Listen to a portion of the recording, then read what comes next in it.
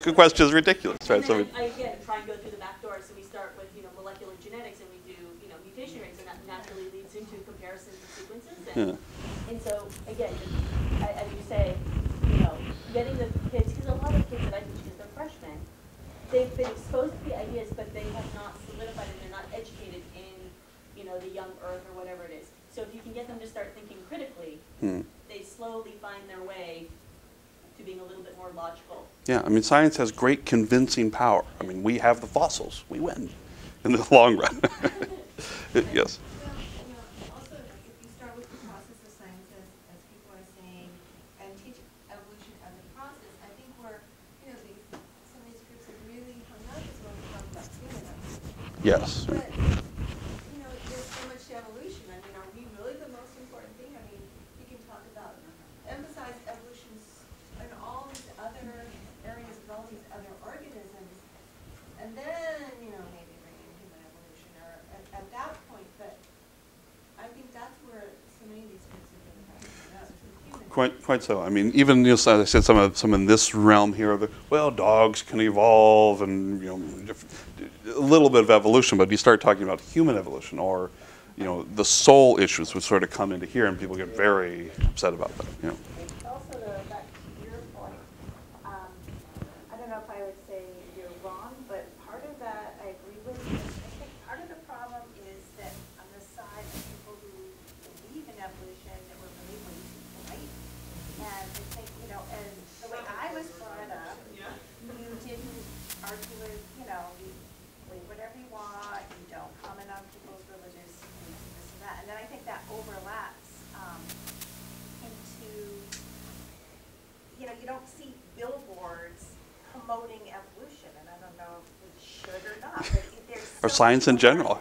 Force equals mass times acceleration. in our museum, like if someone questions something, we're told, no, you don't try to argue with the person, maybe give them like arguing with a 2-year-old. But on the other hand, I think it's good to present your side of it if they're engaging you in this discussion, not just saying, oh, well, go ahead.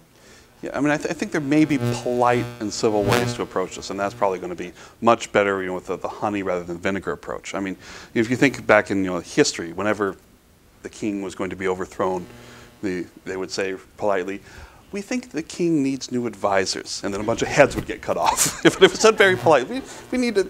I think you've been misadvised about the science. You need new advisors. Yes. I just wanted to make one comment about the materials that are out there that are promoting the intelligent design perspective. We've been laughing at some of the ones that are obviously, the museum in Kentucky is, I think, easy for all of us science literate folks to look at. Are you kidding? But some of them, there was a film from the Discovery Institute that actually one of our English teachers gave me last year, because he said, I watched this, it's very compelling, it's very convincing. Would you in the science department give me some commentary on this? Which one was it? I don't remember the name of the film. It is one that is reviewed on your website. Oh, okay. But I have to admit, I took it home. I've got a master's degree in biology. I watched this film, and it made me. It was done with such a level of professionalism and sophistication that there were points where I had to go back and do a little bit of research to understand how the evidence had been distorted. And I thought, the average person in high school or the average non-science educated adult is going to watch this and find it very convincing. And the cinematography was very good. Yes. And it was done very much in the format of a typical science film, sort of the, Nova, Nature, National Geographic type thing. It was not, amateur or, woo-woo or whatever. And that takes you into a whole different level of having discussions with this different perspective, because clearly it was the forethought was there. We need to be very sophisticated about this very selective use of science to promote a non-scientific agenda. Yeah, those videos produced by Illustra Media and the Discovery Institute is involved in, they are indeed quite insidious that way. There's one called Darwin's Dilemma, which is about the Cambrian fossil record. And they actually interview the person I talked about earlier, Simon Conway Morris. They interview a very well-respected expert about the Cambrian here at Berkeley, James Valentine. And they have those interviews intermixed, kind of sandwiched in between interviews with intelligent design advocates, as if they're sort of all on the same par, when in fact the intelligent design advocates have never published a paper in this subject. And so they're very crafty, they're very well done, and of course they aren't overtly religious. So someone unfamiliar with this whole debate could very well say, well, I didn't see one Bible quote in there. Why is this religious? Well, this idea here, I mean, that's where it's coming from. Other questions? Okay, well, let me talk a little bit about, how are we on time? Oh, okay, all right. Oh, my word. It's the Harun Yahya book. Oh. So this is the Atlas of Creation by Harun Yahya. Oh boy, a CD case. This is beautiful. It's got all these colors. Yes, it's going to be a problem here. I'll pass this around. It's got all these beautiful color pictures. This was sent to you free? Just arrived in the mail? One of the pictures here, I don't know where it is, but it's showing an insect. And actually the picture they used is a fly fishing thing. It has the hook visible on it. So it's got a lot of insects, and this is Islamic young earth creationism. Yes.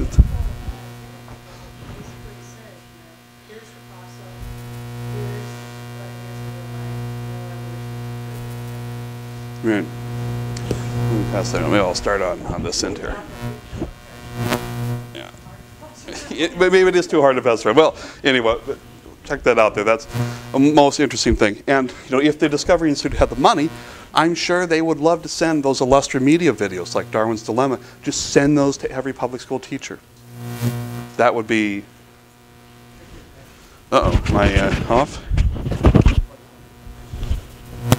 Okay, I've become unplugged. This fellow that produces this book, a zillionaire, where all the money come from for the publication of this book? That's a good question. I don't really know the financing of it. About where he's funded? Koch brothers. Yeah, no, I don't think so. Actually, the Koch brothers, one of them had funded the Institute of Human Origins in the Smithsonian, a really great institute. So I think that might be the other way around.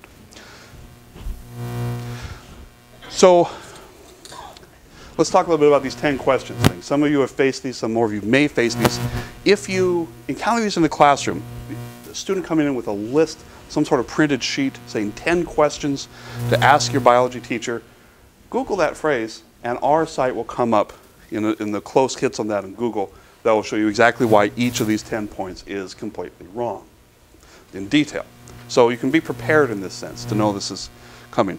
But let's look at some of the things that might come up here. Darwin's Tree of Life, question number 2. Why don't textbooks discuss the Cambrian explosion? Well, one good way for your biology teacher might be, well, actually, let's look at page 431. It discusses the Cambrian explosion. Why don't textbooks discuss the Cambrian explosion? Because we all know that this idea contradicts the evolutionary tree of life. This could actually be a good point for you to bring in information about what the Cambrian explosion was about and how, in fact, doesn't contradict the evolutionary tree of life. These could be jumping off points, even though the person may be who is challenging you may not really be interested in the explanation so much as, hey, guess what I did in class today to my teacher? I challenged that teacher on evolution. Vertebrate embryos. This is a big one for them. They love to talk about Haeckel's embryos. How's the audio on that? Is it off? Okay. They love to talk about vertebrate embryos, especially these ones that were drawn in like 1887 by this German guy named Ernst Haeckel. And you'd think there have been no new scientific illustrations since then. So whenever there's a line drawing of an embryo, which is somewhat necessary because there's a lot of stuff going on there. Scientific drawings all the time leave out things and emphasize others to show what's going on. They say, aha, that's one of those Haeckel embryos. That is a fake. Now, maybe in the 1880s, these drawings exaggerated a little bit, but it really doesn't have any relevance to the science of embryology today, and it doesn't refute evolution. But yet they point to this as a fake that somehow does refute evolution. It refutes the idea of common ancestry. And it's another good jumping point for you to say, well, actually, I don't know where you're getting this question from. Yes, I do, but I don't know where you're getting this question from, but you should really look in the textbook, because there's a lot here about common ancestry and a lot about embryology, and they support each other. And another thing is there's modern photographs. Yes. Abundant photographs that totally refute that statement. Indeed. So nothing in these 10 questions is actually scientifically valid. But students don't know that, and they will be very eager to challenge you on these. Let's talk about academic freedom bills. So if you go to the website academicfreedompetition.com, you'll see this sort of hyper-patriotism. Oh man, look at all this. We have red, white, and blue here. We got the American flag, the Constitution, the Liberty Bell. It almost looks like some sort of parody of ultra-patriotism. But if we look a little more closely at this, we could see something interesting. Support academic freedom.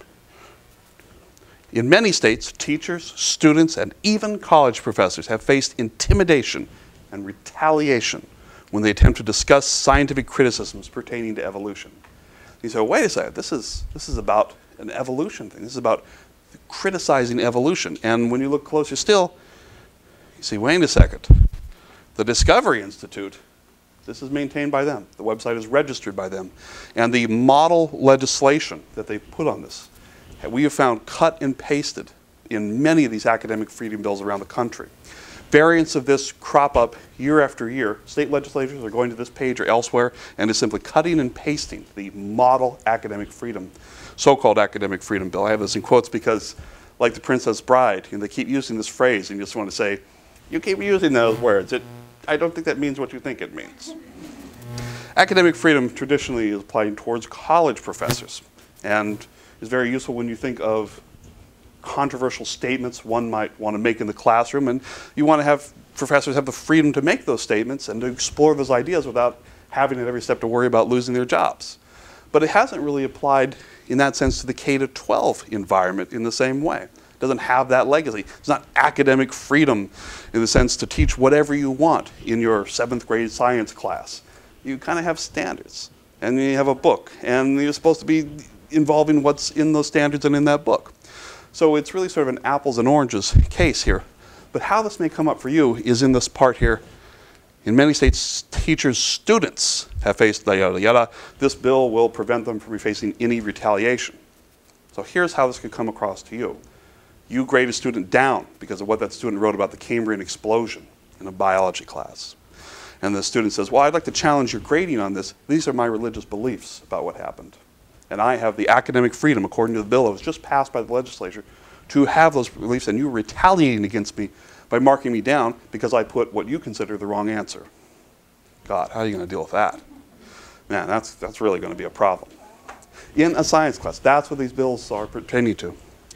And so far, only the great state of Louisiana has passed one in 2008.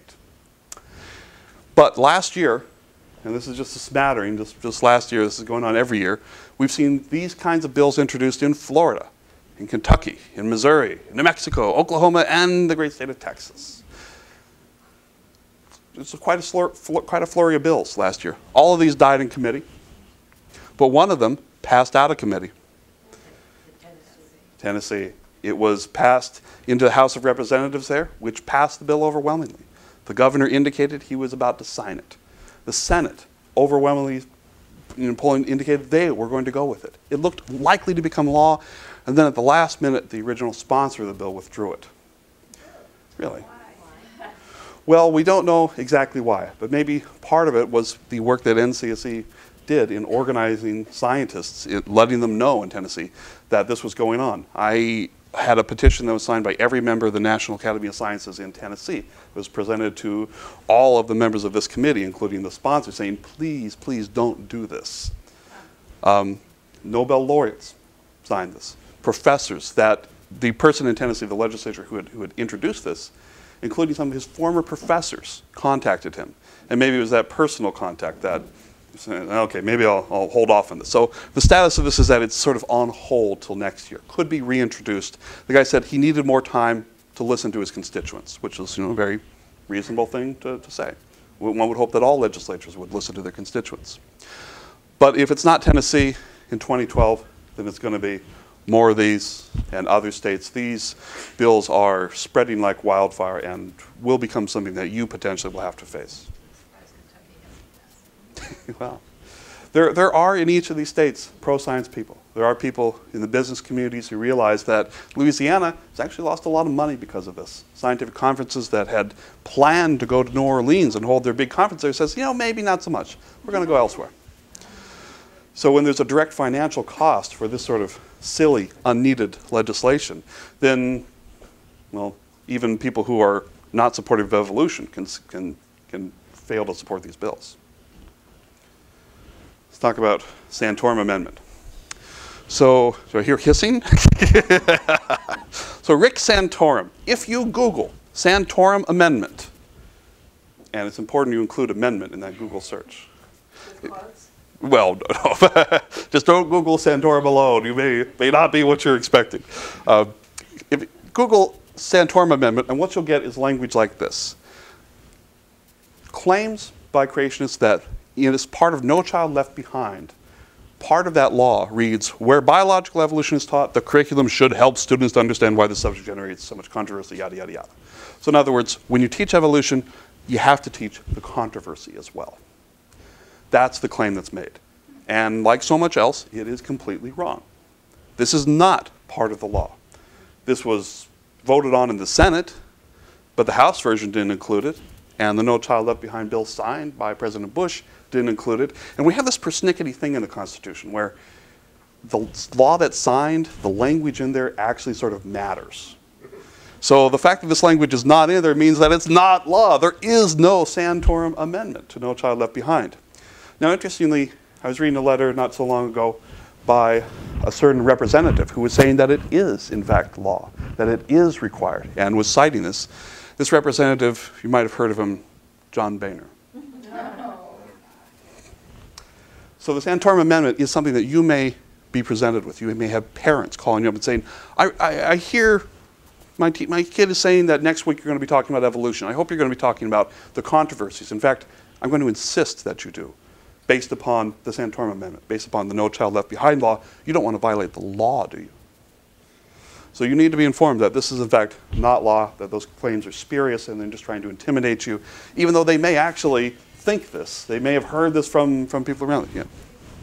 Wasn't it because it's actually in the proceedings, that language is in the proceedings, because he actually stood up and spoke back when they were discussing No Child Left Behind, so it's in the proceedings of No Child Left Behind? Yes. It is in the document, but it's definitely not the law. People can cite the proceedings. Right. Better. It is. And something called the Conference Committee Report, which is where these things were hashed out. This was passed in the Senate, but it was not passed in the House, I believe is the way that it went, and is not part of the law, is the bottom line.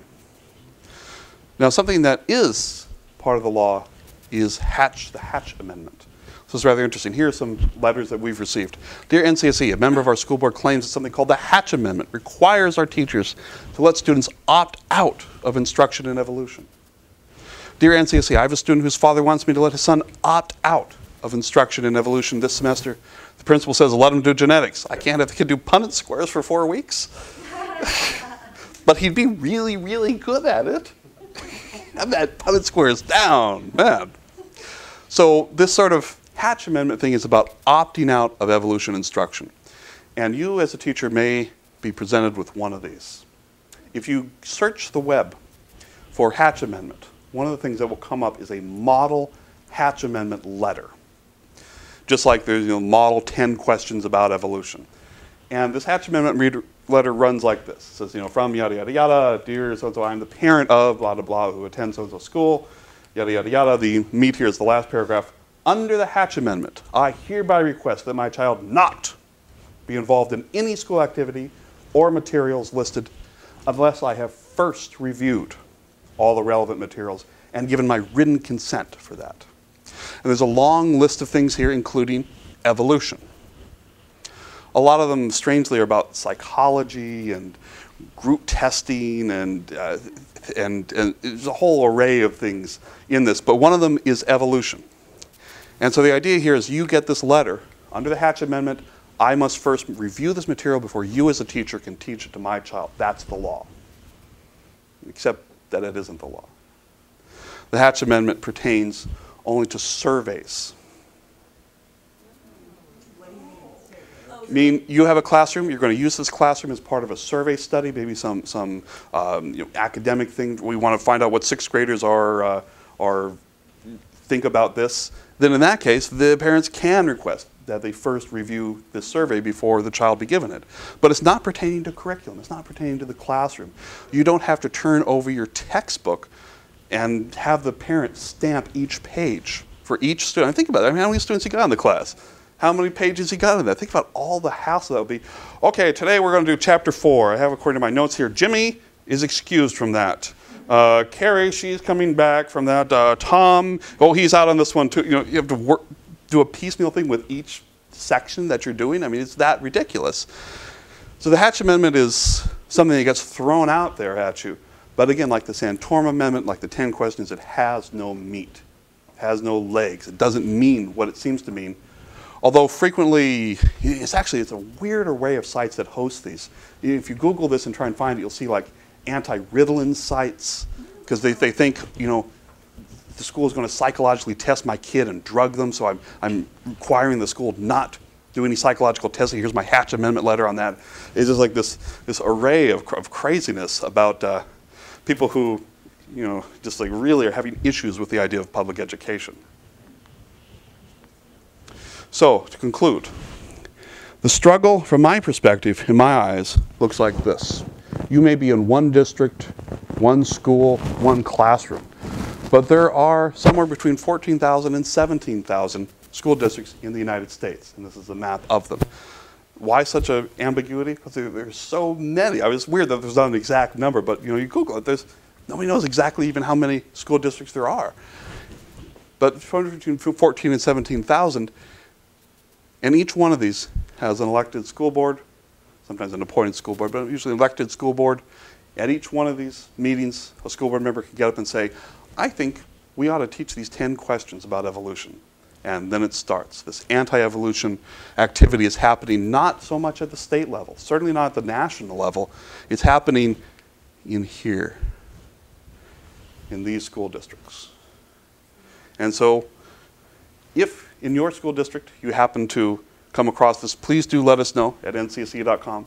And if you'd like to support us, ncce.com.join is a good thing. Being a member, this puts you into our database, and that way when there is a creationist flare-up in your district, at your school, you potentially can be our ally who goes to a school board meeting and says, you know, the Santorum Amendment doesn't mean what you're saying it does, or some similar sort of correction. So thank you very much.